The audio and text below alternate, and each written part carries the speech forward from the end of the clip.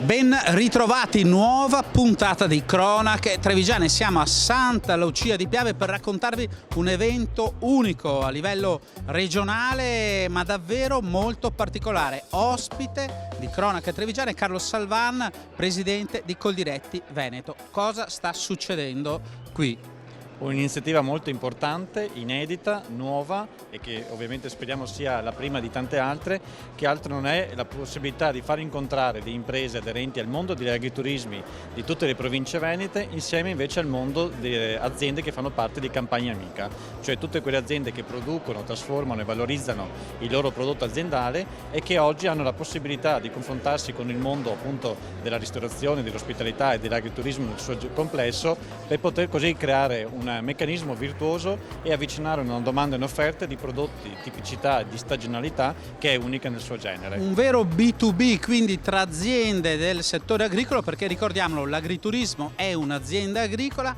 che deve rispettare determinate regole e che può mettere sul tavolo, cucinare, declinare i prodotti anche di altre aziende agricole. Ed è questa la cosa bellissima, no? Un Veneto che si parla e che ha eccellenze straordinarie. Sì, oltre alle ormai centinaia di denominazioni di vario tipo che abbiamo sia sul cibo che sul vino, oggi vogliamo anche valorizzare la figura ulteriore che è proprio quella delle figure di carattere imprenditoriali ma anche di saper cucinare che fino a qualche anno fa chiamavamo agri-chef e che oggi decliniamo invece in qualche contadini, che sono altro che persone che vogliono mettersi in gioco anche sotto un profilo imprenditoriale per poter valorizzare una materia prima agricola importantissima e tipica del nostro territorio per farla diventare piatti, per farla diventare prelibatezze, per far diventare opportunità di carattere imprenditoriale e reddituale, coinvolgendo quindi una clientela regionale, nazionale e anche internazionale. Presidente, io la ringrazio, tra poco andremo a conoscere alcune di queste